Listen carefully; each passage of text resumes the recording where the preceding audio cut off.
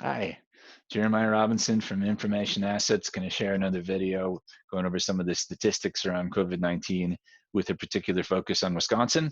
Today we're going to talk about demographics. I'll share my screen here.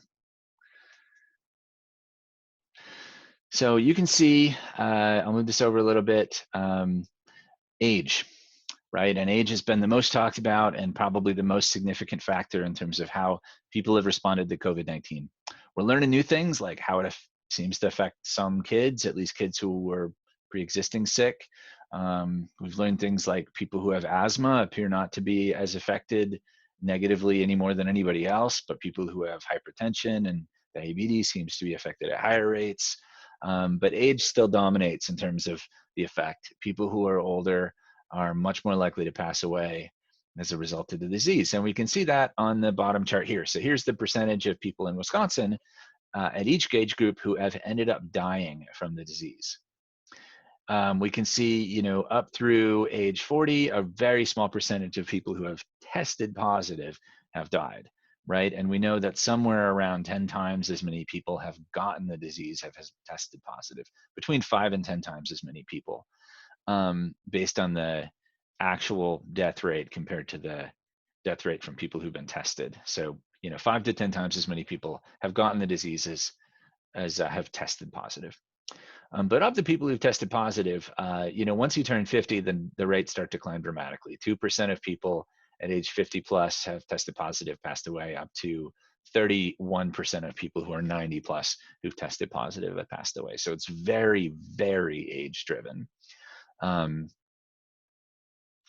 I did some math in another spreadsheet, another place, and at least in the state of Wisconsin, on average, people who pass away from COVID-19 in the state of Wisconsin who had tested positive, some people die from it without ever having gotten the test, lost about 11 years of life on average. So the average person who died, based on actuarial charts, probably had about 11 years of life left. We see a positive trend here to talk about something positive, that the higher risk people 60 plus are at least being tested as positive at lower rates than they did before, or lower as a percentage of the population, right? So overall, down here, we can see that 0.19% of the 90 plus population has tested positive, probably in part because a lot of, anybody who's 90 plus knows they're at risk. So, they're more likely to seek a test. Same with 80 plus people. And then we get into a group that's pretty similar who've tested positive at similar rates. And then we get down to people who are younger, 0 to 9 and 10 to 19, who very few people have had positive tests as a percentage of the population, which suggests to me that a lot of the people who are not having symptoms at all or are not getting tested are young, right? 0 to 9 and 10 to 19. So very few people in this group are getting tested. So there's probably a lot of people who have the disease and aren't showing any symptoms, or they're mild symptoms, or their parents have just chosen not to take them because they were in the depression, symptoms were mild. And then a similar, 20 to 80-year-olds, 20 to 79-year-olds are probably being tested at similar rates.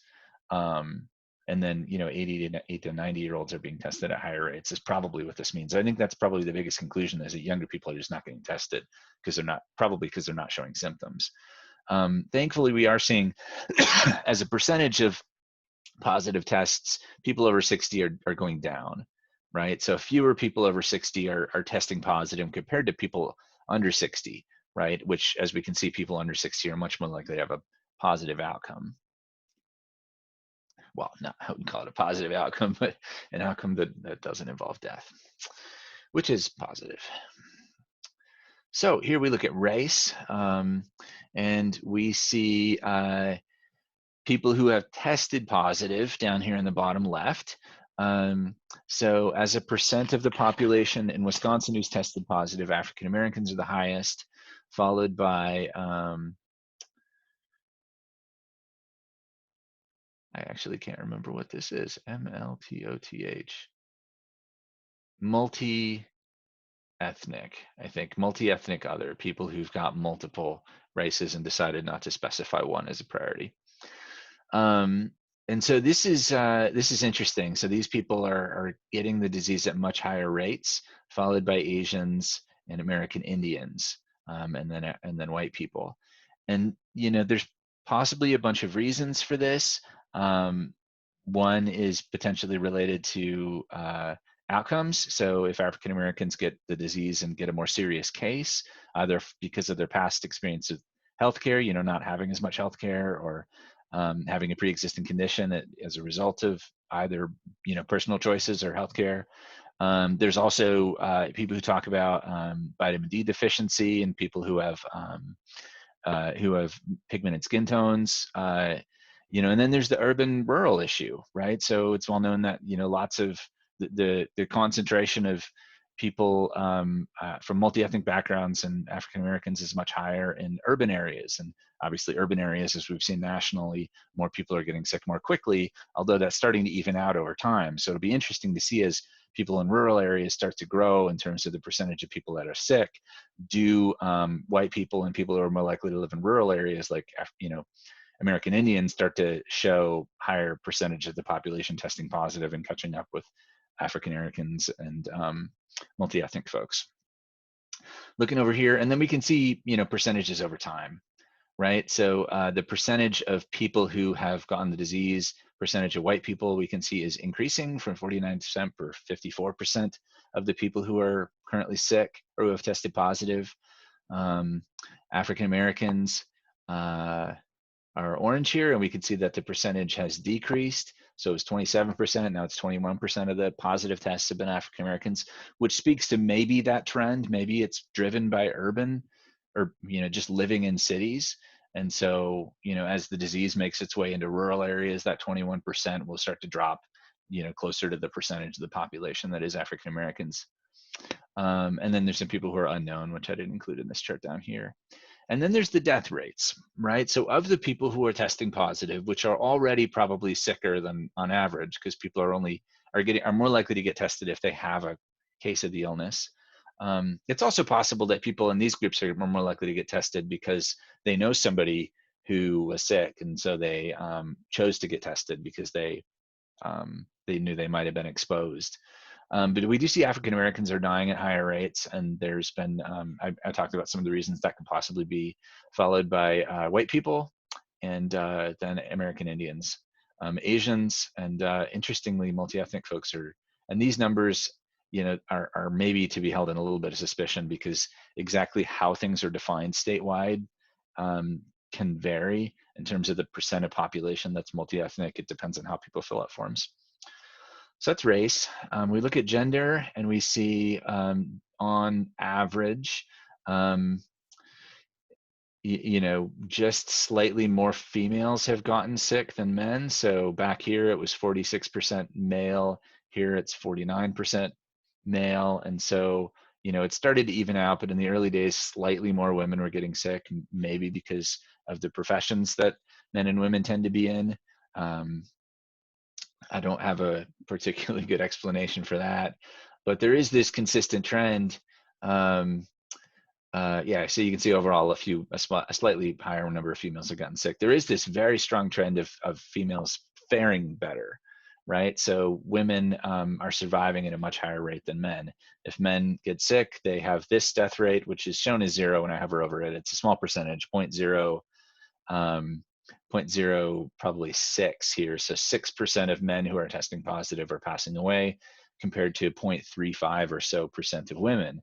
And the reason, I think that's been most talked about is the extra X chromosome that women have. So, each chromosome they have has another copy on the other side, because they have 2 X chromosomes. So if one is malfunctioning or has a problem, the other one can compensate, whereas men have a Y chromosome and an X chromosome that doesn't give that ability. So women are tougher. It's just life, fortunately, for men like me.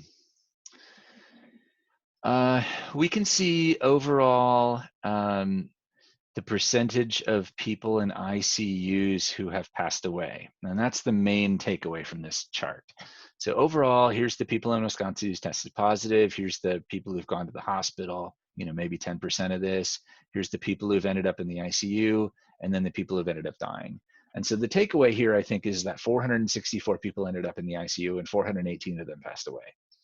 So if you know somebody who's been sent to the ICU, as a result of COVID-19, you know, it's probably time to start having hard conversations with them and saying goodbye. And you know, and it also speaks to the whole fight, honestly, that was such a big deal, and so much money was spent, so many hands were wrung over ventilators early on. Everybody wanted all the ventilators because they thought that was going to save people's lives. And ventilators, you know, when you get on a ventilator, it's largely in an ICU. And there have been articles out of New York and other places that the ventilators just aren't helping people that much. By the time you get on a ventilator, you know, in many cases, it's too late. And actually accepting a ventilator, you know, requires a bunch of other interventions, which also introduce risks. And so the goal, it seems to be with most treatment, is just keep people off ventilators and out of the ICU. Because if you get in the ICU, you can see what happens, and you can see the percentages of people who've gone to the ICU who've ended up passing away. So that's this video about demographics, and there'll be another video about testing, and then some videos about how you make your own personal decisions about how you want to behave around COVID-19. So look forward to that.